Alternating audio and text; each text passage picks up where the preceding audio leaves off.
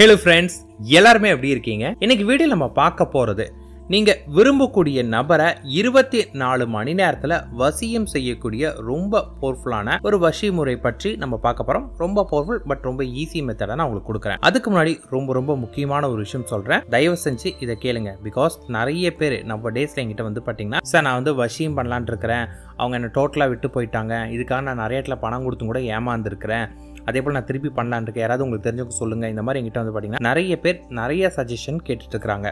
So இவங்களாம் சொல்கிறத வச்சு பார்க்குறப்ப ஒரு சில விஷயங்கள் எனக்கு தெரியுது. ஸோ இந்த வீடியோ பார்க்கக்கூடிய நீங்களும் இதே மனநிலையில் இருக்கிறீங்க அப்படின்னா கண்டிப்பாக நீங்கள் இதை பொறுமையாக பாருங்கள். முதல் விஷயம் என்னன்னு கேட்டிங்கன்னா, வசியம் பண்ணணும் அப்படின்னா வசியத்தில் பல வகை இருக்குது.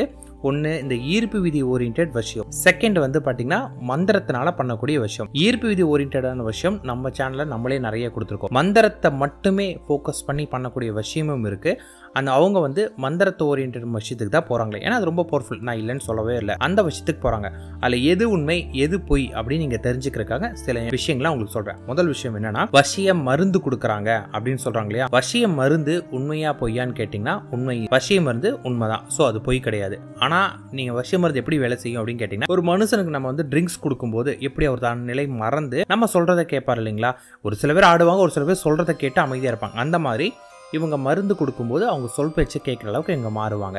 ஸோ மருந்து உண்மை. ஆனால் மருந்து எந்த மாதிரி வேலை செய்யும்னு கேட்டிங்கன்னா, நீங்கள் அவங்களுக்கு கொடுக்கக்கூடிய ஒரு விஷம் தான். வசி மருந்து ஒரு மனிதனோட உடம்புக்குள்ள போகும்போது அவனோட உள் உறுப்புகள்லாம் பாதிப்படைய ஆரம்பிக்கும். அது சீக்கிரமாக வெளியெடுத்தணும். அப்படி எடுக்காம விட்டிங்கன்னா நீங்கள் யாரு கொடுத்தீங்களோ அவர் வேணுங்கிற ஆசையில் பாசத்தில் நீங்கள் கொடுப்பீங்க, ஆனால் நீங்கள் அவங்கள கொன்னுட்டு இருக்கீங்கன்னு அர்த்தம். ஸோ வசி மருந்தோட ஆபத்து இது. செகண்ட், ஒரு சில பேர் என்ன பண்ணுறாங்கன்னா, சார் சில பேர் நான் வந்து நிறைய பேர்கிட்ட வசியம் பண்ணி தரேன்னு சொல்லி கேட்டாங்க, அவங்களுக்கு நான் இவ்வளோ பணமும் கொடுத்தேன், பட் எனக்கு சக்ஸஸ் ஆகலை, இல்லை நான் கொடுக்கலாமா அப்படின்னு கேட்குறாங்களா, அவங்களுக்காக சில விஷயம். இந்த வசியம் பண்ணி தரவங்க என்ன சொல்கிறாங்கன்னா, நீங்கள் வந்து இவ்வளோ பணம் கொடுக்கணும், இந்த திங்ஸ்லாம் கொடுங்க, உங்களுக்காக நாங்கள் பூஜை பண்ணுறோம், உங்களுக்கு வந்து 21 நாள் 48 நாளுக்கு அப்புறம் வந்து நீங்கள் நினச்சி உங்களுக்கு வந்துடுவாங்க அப்படின்னு சொன்னாங்க அப்படின்னா அது பொய்.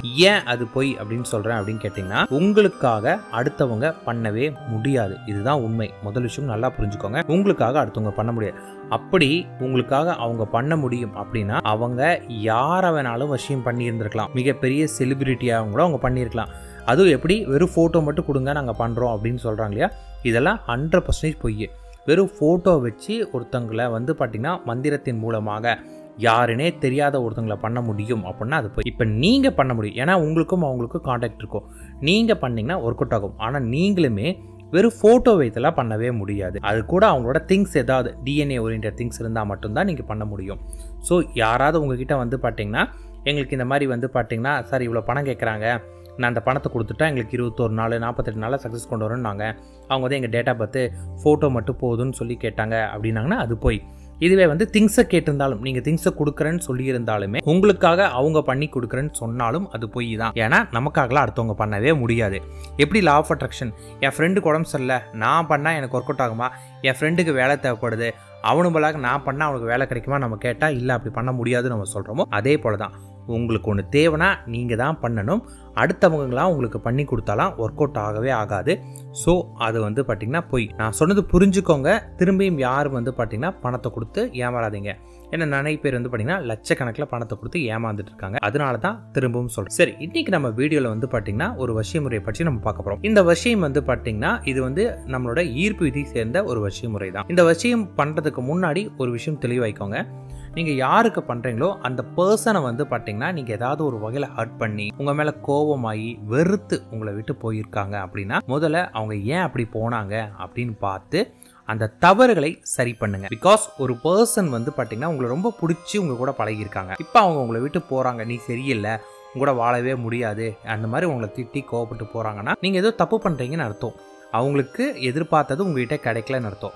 ஸோ உங்களை பொறுத்தளவுக்கு நீங்கள் உங்களுக்கு அவங்க வேணும்னா நீங்கள் உங்களை மாற்றி தான் ஆகணும். ஸோ நீங்கள் வேணும் அப்படின்னு முடிவு பண்ண காரணத்தினால என்ன பண்ணணும், நீங்கள் உங்களை மாற்றிக்க தயாராகணும். உங்களை மாற்றிக்கிறதுக்கு ரெடி அப்படிங்கிற ஒரு சுச்சுவேஷன் நீங்கள் வந்துட்டீங்க அப்படின்னா அவங்கள பொறுத்தளவுக்கு செகண்ட் அவங்க வரும்போது ஓகே இவங்க இப்போ நமக்கு பிடிச்ச மாதிரி இருக்கிறாங்கன்னு உங்களை விட்டு போக மாட்டாங்க. ஸோ எதனால அவங்க உங்களை விட்டு போனாங்களோ, நீங்கள் என்ன தப்பு பண்ணீங்களோ தயவு செஞ்சு அந்த தப்பை எல்லாத்தையுமே மாற்றுங்க. இல்லை சார் எனக்கு நான் தப்பே பண்ண கிடையாது, நான் ஒரு மிஸ்டேக்கும் பண்ணல, அவங்களா என்னை விட்டு போயிட்டாங்க அப்படின்னு சொன்னீங்க அப்படின்னா உங்களுக்கு நீங்கள் என்ன தப்பு பண்ணீங்கன்னு உங்களுக்கு தெரியலன்னு அர்த்தம்.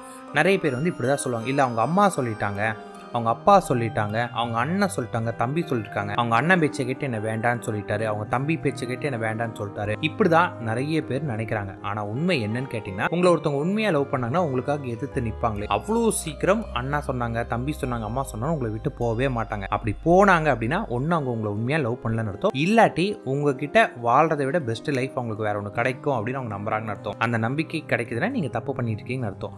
ஸோ இதுக்கு ஒரு நல்ல ட்ரைனர் கிட்ட போய் நீங்க கிளாஸ் சேர்ந்து எனக்கு நான் என்ன தப்பு பண்ணுறேன்னு எனக்கு கரெக்டாக பின் பாயிண்ட் பண்ணி சொல்லுங்கன்னா அவங்க சொல்லுவாங்க. அப்படியும் இல்லையா, உங்களை பற்றி நல்லா தெரிஞ்ச ஒரு நபர்கிட்ட போய், அதாவது உங்களை பற்றி நல்லா தெரிஞ்சிருக்கணும், ஆனால் அவங்க வந்து நீ பண்ணுறதெல்லாம் சரின்னு சாய்ஞ்சாக் தட்டாதவங்களா இருக்கணும். ஏன்னா இப்போ நம்ம ஃப்ரெண்ட்ஸுங்க எடுத்தோன்னா நம்ம பண்ணுறதா சரின்னு சொல்லி பேசுவாங்க. அந்த மாதிரி ஃப்ரெண்ட்ஸ் இல்லாமல் ஒரு உங்களோட வயசு அதிகமாக இருக்கக்கூடிய ஒருத்தவங்க கிட்ட போய் பேசுங்க. உங்களோட தவறு என்னன்னு அவங்க பின் பாயிண்ட் பண்ணி கொடுப்பாங்க. அந்த தவறுகளாக மாற்றிக்கிட்டு மாற்ற தயாராக இருக்கணும். நிறைய பேர் வந்து மாற்ற தயாராக இருக்கவே மாட்டாங்க. அதை விட்டுட்டு மாற்ற தயாராக இருக்கணும். அப்படி மாற்றினீங்கன்னா அவங்க வரும்போது உங்களை விட்டு போக மாட்டாங்க. இன்னைக்கு நம்ம வந்து பார்த்தீங்கன்னா ஒரு சுலபமான ஒரு வசிமுறை பற்றி நம்ம பார்க்க போகிறோம். இந்த வசிமுறைக்கு என்ன தேவை அப்படின்னு கேட்டிங்கன்னா, ஃபோட்டோ தேவைப்படும், அவங்களோட பொருள் ஏதாவது ஒன்று தேவைப்படும். இது ரெண்டு எடுத்துக்கோங்க. ஒரு கைப்பிடி அளவு கல்லுப்பு. நைட் நீங்கள் என்ன பண்ணணும் அப்படின்னு கேட்டிங்கன்னா, ஒரு வெள்ளை பேப்பரில் வந்து அவங்களோட பெயர், அதுக்கு கீழே அவங்களோட பெயர் போட்டுட்டு அதுக்கு மேலே வந்து பார்த்தீங்கன்னா கொஞ்சம் கல்லுப்பு, அவங்களுடைய பொருள் ஏதாவது ஒன்று போட்டு அதே மாதிரி அவங்களோட ஃபோட்டோ வச்சுட்டு அதுக்கு மேலே உங்களோட ஃபோட்டோ. எங்கிட்ட ஃபோட்டோ இல்லை அப்படின்னு சொல்லாதீங்க, போய் ஃபோட்டோவை பிரிண்ட் அவுட் எடுங்க. ஃபோட்டோவே இல்லை அப்படின்னா அவங்க இது பண்ணுறதே வேஸ்ட்டு. ஸோ கன்ஃபார்மாக ஃபோட்டோ தேவைப்படும், அதுவும் பிரிண்ட் அவுட் எடுத்த ஃபோட்டோ தான் தேவைப்படுமே. அந்த ஃபோட்டோ வச்சுட்டு நைட் நீங்கள் தூங்குறப்ப அது உங்கள் கையில் வைத்துட்டு அவங்களோட நீங்கள் எந்த மாதிரியான வாழ்க்கையை வாழணும்னு நினைக்கிறீங்களோ அந்த வாழ்க்கையை விஷுவல் பண்ணுங்க. இது வந்து கடமைக்கே பண்ணவே கூடாது. நீங்கள் ஆசைப்படக்கூடிய ஒரு வாழ்க்கை, நீங்கள் விரும்பக்கூடிய ஒரு வாழ்க்கை, அப்போ அந்த வாழ்க்கையை நீங்கள் கற்பனை பண்ணும்போது அதை ரியாலிட்டியாக இருக்கணும். சம்டைம் நம்ம கனவு காணுவோம், கனவு கண்டு முழிக்கும் போது இது உண்மையாக நடந்துச்சா இல்லை கனவா அப்படின்னு நமக்கே சந்தேகம் வரும் இல்லையா? அந்த அளவுக்கு நீங்கள் வந்து பார்த்தீங்கன்னா விஷுவல் பண்ணணும். அந்த ரியாலிட்டியில் விஷுவல் பண்ணிங்கன்னா உங்கள் ஆழ்மனத்தில் பாதி இது நடத்தும். அந்த அளவுக்கு விஷுவல் பண்ணிட்டு அந்த உப்பு ஐட்டம்ஸ் வந்து பார்த்தீங்கன்னா உங்களுடைய பில்லோ கீழே வச்சுட்டு படுத்துங்க. காலையில் சூரியன் உதயமாகறதுக்கு முன்னாடி எழுந்து குளிச்சுட்டு அந்த உடம்புல கொஞ்சமாவது லைட்டாக ஈரம் இருக்கிறப்ப சூரியன் உதயமாகறப்ப காத்துருங்க. சூரியன் உதயமாகும் போது திருப்பியும் அந்த பொருள் எல்லாமே ஓப்பன் பண்ணி சூரியனுக்கு நேராக காட்டி திருப்பியும் நீங்கள் என்ன இது பண்ணீங்களோ அதை விஷுவல் பண்ணுங்கள். இதை வந்து நைட்டும் காலையிலையும் பண்ணிவிட்டு அடுத்தது இதை ஓடக்கூடிய தண்ணீரில் போட்டுருங்க. இது வந்து ஃபுல்லாக கரைஞ்சி தண்ணியோட தண்ணியை அடிச்சுட்டு போகணும். அப்படி போனோன்னே அவங்க வருவாங்க அப்படிங்கிற எண்ணத்தோடு இருந்தீங்கன்னா 24 ஹவர்ஸ்குள்ளாரே உங்களுக்கு வந்து பார்த்தீங்கன்னா பாசிட்டிவ் ரிசல்ட் கிடைக்கும். ஒருவேளை அவங்க தூரமாக இருக்கிறாங்க அப்படின்னா ஏதாவது மெசேஜ் இந்த மாதிரி ஏதாவது ஒன்று வரும், ஆனால் உங்களுக்கு பாசிட்டிவ் ரிசல்ட் கிடைக்கும். வர்றவங்க திரும்பி உங்ககிட்ட போகாமல் பார்த்துக்கிறது உங்கள் கையில் தான் இருக்குது. அப்போ நீங்கள் என்ன பண்ணணும், உங்களுடைய தவறுகள் எல்லாத்தையுமே மாற்றிட்டு நீங்கள் சரியாக இருந்தால் போதும். மந்திரம் கிடையாது, பூஜை கிடையாது, ரொம்ப ரொம்ப சக்தி வாய்ந்த ஒன்றாவே இருக்கும். நீங்கள் வரவங்களை வந்து பார்த்தீங்கன்னா அவங்க ஏன் போனாங்களோ அந்த தப்பை மட்டும் நீங்கள் கரெக்டாக திருத்தி நீங்கள் அவங்களுக்கு தகுந்த மாதிரி ஆப்டாக இருந்தீங்க அப்படின்னா நிச்சயமா வந்தவங்க வந்து பாத்தீங்கன்னா உங்களையே சுத்தி வர அளவுக்கு இருப்பாங்க. அதனால அதை மட்டும் சரியா பாத்துக்கோங்க. நிச்சயமா நீங்க ஆசைப்பட்ட வாழ்க்கை உங்களுக்கு கிடைக்கும். ஆசைப்பட்ட வாழ்க்கை ஆசைப்பட்ட மாதிரியே கிடைக்கும். நான் ஆல்ரெடி சொன்னதை நல்லா புரிஞ்சுக்கோ. இது வந்து ஈர்ப்பு விதி சார்ந்த ஒரு வசியமுறை தான். ஆனா மந்திரத்தை சார்ந்த வசியமுறைலாம் ரொம்ப பவர்ஃபுல்லானது. அதை வந்து வேற யாராவது பண்ணி கொடுக்குன்னு சொல்லி பணத்தை கொடுத்து ஏமாறாதீங்க. All the best. பணத்தை ஒருத்தவங்களுக்கு கொடுக்கறதுக்கு முன்னாடி அவங்க கிட்ட பேசுங்க. பேசும்போதே அவங்க ட்ரூவா இல்ல ஃபேக்கானு உங்களுக்கு தெரிய ஆரம்பிச்சிடும். அதுக்கப்புறம் எதுனாலும் யோசிச்சு முடிவெடுங்க. All the best friends.